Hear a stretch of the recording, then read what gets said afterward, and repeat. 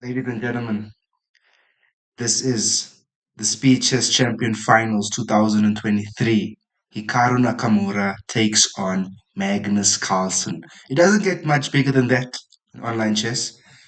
We know that these two are the speed demons, the speed goats, the speed champs. Frame it however you want. The picture is picturesque. Magnus and Hikaru. We go then to the 2023 Speeches Champion Finals. And let's check out some stats before we go into the video. I want you all to see how big these two are, especially in this format. Since its inception in 2016, we can see here Magnus has won it once, twice, three times, four times up until 2024, where Hikaru Nakamura has won six times and he holds a record for winning it consecutively from 2018, 19, 20, 21, 22. And has only been knocked out once in the semifinals. So we look at this match, 2023, right, where Magnus takes on Hikaru. We can see how close the score was, 13 and a half to 12 and a half, which Magnus ultimately won. But I want to show you guys this beautiful game where Hikaru was putting up massive resistance. So Hikaru with the white pieces then started with 1 to e4. Magnus goes c5 into the Sicilian. So you can see that they are trading blows here. This is Blitz, I must mention, since we're in the speeches. Knight f3, knight c6, which Magnus played in the World Championship against Fabi a lot. But there in the Rossolimos, Fabi went for the bishop e5 line. But Hikaru says, nope, let's go bishop c4. Magnus goes for the e6, so to perhaps strike with d5. Hikaru castles, getting a king into safety. a6 is also maybe to thrust with b5 to prepare that. And Hikaru says, nope, I'm taking the center first with d4. So yeah, yes, you can go d5, but Magnus decides to capture. So already we're now in not rare territory, but still at the master level the games have been played, but not super GM level, right? I mean, here you have the highest according to this database, 2500 and well, almost 2600. So still quite high level. So Hikaru responds by going knight takes d4. Here the standard line is to go queen c7, which then you could argue somewhat we are transposing into a timeline of setup. But Magnus goes knight g to e7, Hikaru bishop e3, just developing. Magnus takes, Hikaru takes with the bishop, and knight to c6. Hikaru then drops back. Magnus thrusts with the b5, hence the a6 idea, and Hikaru goes bishop to b3. Bishop to b7 then by Magnus and c3. c3 is maybe to reroute the bishop in case of a knight a5 or an a5 thrust. We see queen to c7, Hikaru goes knight to d2, just continuing development, perhaps to go knight to f3, and also maybe to lift the queen later to connect rooks. We get bishop to e7 then, and here Hikaru has a chance to thrust with f4, but he goes queen to h5, also perfectly fine. And queen to e5. Magnus is asking Hikaru, do you want to trade queens? Hikaru says, no thanks, because let's say we do, well, now you get knight in here and the game is dead drawn, nothing to really play for here. So Hikaru says, no thank you, I'm dropping back with my queen to e2, asking Magnus, what are you going to do? Magnus castles, and Hikaru still not trusting this f4 thrust, so, because f4 looks quite nice optically, you just drop back your queen, and the game continues, right? You're getting a nice rook lift in, rook f3, rook g3, rook h3 ideas. And you got some play here with your bishop here, that can reroute to c2. Your queen's got some ideas. And you generally just have a more comfortable position. But Hikaru goes for rook a to d1. Magnus goes rook a to c8. And Hikaru goes rook f to e1. Queen to c7 then by Magnus. And knight to f3. So perhaps now this reroute is to open up for the rook. You know, some ideas here. Maybe h4 is also a possibility since the knight's on f3 now. Very alpha zero like to go for this h4 ideas. Knight to a5, Hikaru goes bishop to c2. Magnus goes knight to c4. Beautiful square for the knight. Hikaru drops back his bishop to c1, saying, nope, I do not want to trade this for that. In fact, I'm also going to drop back to b1 to defend. But let's say you played b3. Not very nice because you trade, you're losing a nice juicy dark square bishop, and a very perhaps important attacker in your game. So we get bishop to c1 and d6.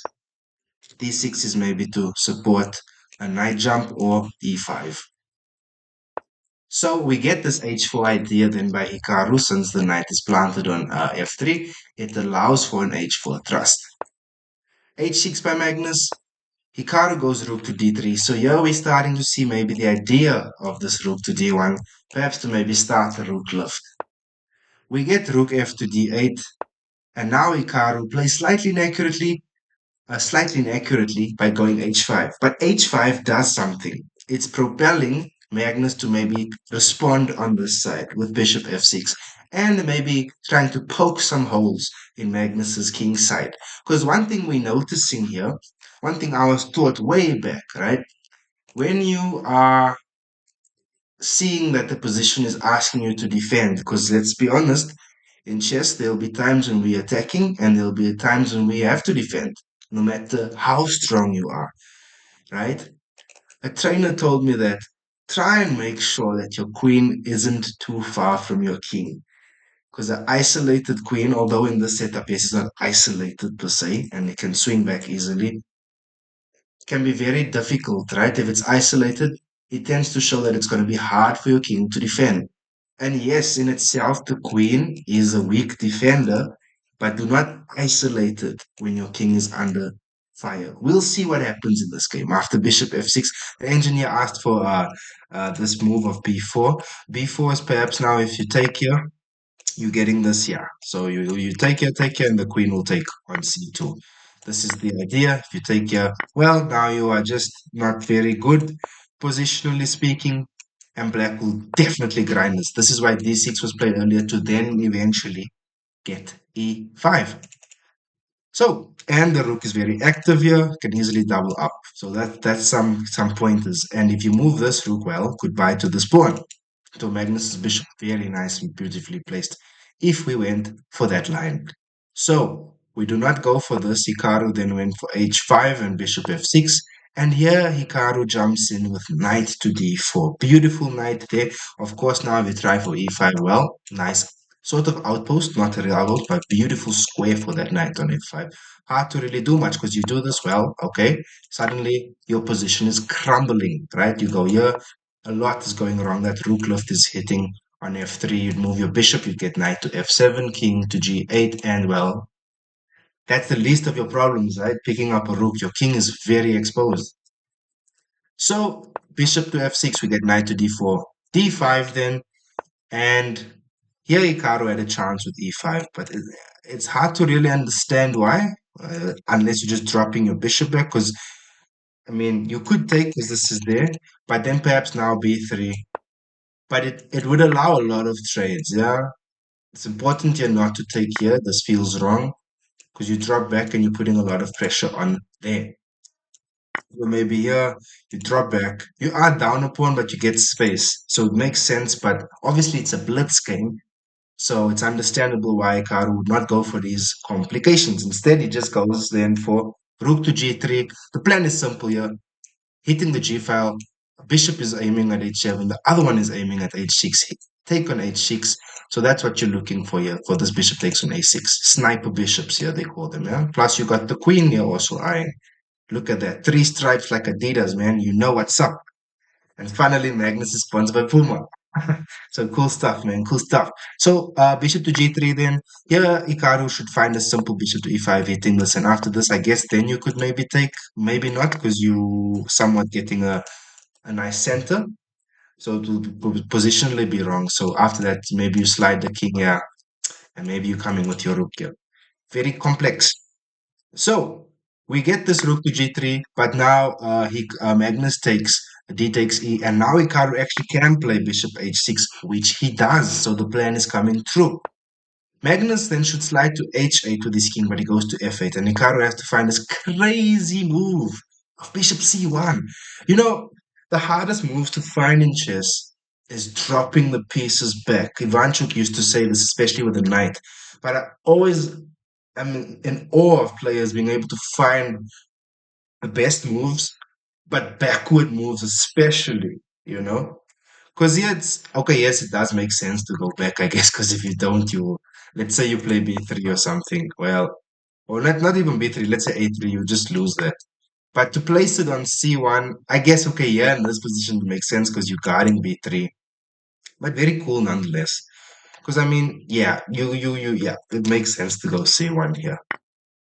But now Magnus blunders. So the reason why this is a blunder is not necessarily because you can take here.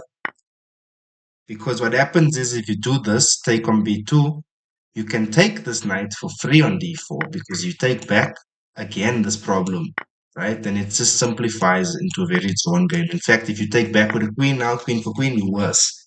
Because you're going here, that's falling. This is under attack, right? You can even take here, I believe. Yeah. But this is a blunder, not because of this. It's because you can open up, win a pawn on e4, and hit this, right? So let's go over it. Knight takes b2, bishop takes on e4. You are now threatening this for free. Remember, this bishop that would have been attacked otherwise on c2 has now evacuated c2.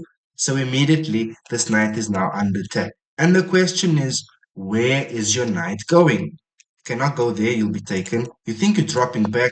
No, no, no. You take there, he takes there. What's happening next? You're breaking on the other flank of the board, right? The queen is isolated. So that's the rule here. Look how far this queen is from the king, right? There's no pieces really defending here besides the bishop. But you really what you need here is a knight. Maybe a knight on e7 or a knight on h6 to drop to g8 or something of the sort, man. Because let's say knight to g8, h6, you can just take, right? Or even take like that, bishop takes, knight takes, and you're surviving, you'd hold on. Because this bishop then comes into life, very strongly defends h8 but not really defending these light squares, this bishop, because it's a dark square. So that's the problem you're positioned in. If you think, okay, you're going to go to, let's say, a4, still, man, you're just breaking. In fact, I think you could even start with this take here and then still continue with this idea. Because if you take here, no, no, no, suddenly there's a mate in 10. And it's a crazy idea with knight takes e6. You take back, the check comes, look here, look at this firepower here. The G file is open, the E file is very sensitive because your defend with perfect play, well, it's just collapsing, right? The mate in 8, mate in 7. There's no way you're surviving this attack, right? So after all this, knight takes b2, bishop takes e4, Magnus captures on e4, Hikaru captures back on e4, and now we get knight to c4. Naturally, Magnus is just trying to get away from being a clean piece down. But positionally now the problem is again, this h6 is also winning, but the engineer says queen h7. And the reason why sorry about that, you give this up, okay? You're down too much material. Queen to a5, look how awkward that is, right? But let's say the perfect move isn't played, strongest move. Let's say he goes rook to b8. Well, now look at this. Just look at this. Knight to f5. Look at how strong this is. You cannot do this again. You're just getting mated in one, right? Your king can't run to the e file because the rook is there. So what do you do then? You'd have to do this. But now suddenly again, knight takes on g7. What are you doing here? You take like that, the whole army is coming in on the 7th rank. So, and that's not even the worst of your problems. This pawn is going to cost you because this is going to be weak. That's weak. That's coming with check, and the h6 pawn is also running. So you can even drop back and run the h6 pawn. So these are the problems in the position. Knight to c4, then Hikaru goes h6. Magnus goes queen to e5. Hikaru just runs the pawn up one more square. Now, even if you exchange queens, let's say takes, takes, you don't even do that. You don't do that. You first promote with check there. And then the theme is here, you're going up material. You're going to trade off your queens anyway. But look at the end position. You up a clean rook. That's more than enough to win this, right? So we get this queen to e5, h7 idea, and king to e7. And here Hikaru doesn't even have to trade queens. He just goes queen to b7. After queen to b7, it's the same principle. right? If rook there, you say now it was this rook here, you could even take it, right? If you really wanted to, but there's this knight to c6, forking the king and the queen and the rook. What do we call that? A family fork. So just bad, yeah? But here Hikaru blunders with this knight to f5, and Magnus takes, but the position is still very much winning for Hikaru. He's up the exchange.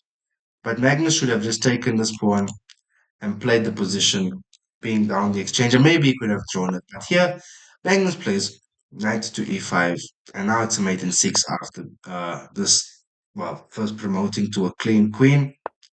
And after that, we get king to d6, bishop a3, and b4. Bishop takes on b4, and it was in this position on move 36 that Magnus Carlsen resigned, because after, well, it's simple. Queen, king to d5, it is mate after queen to c5. So beautiful stuff, man. Crazy game. It showed great positional understanding by Hikaru, and this bishop dropping back to c1, which actually invited Magnus despite the bishop coming back to take here.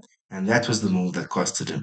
But yeah, guys, I hope you enjoyed this video and learned something from it. If you really did like it, do consider liking, commenting, and subbing, as it would mean a great deal for the channel.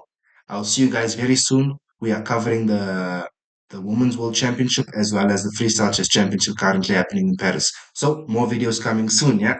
Have a great day ahead and take care. Thank you for watching. Bye.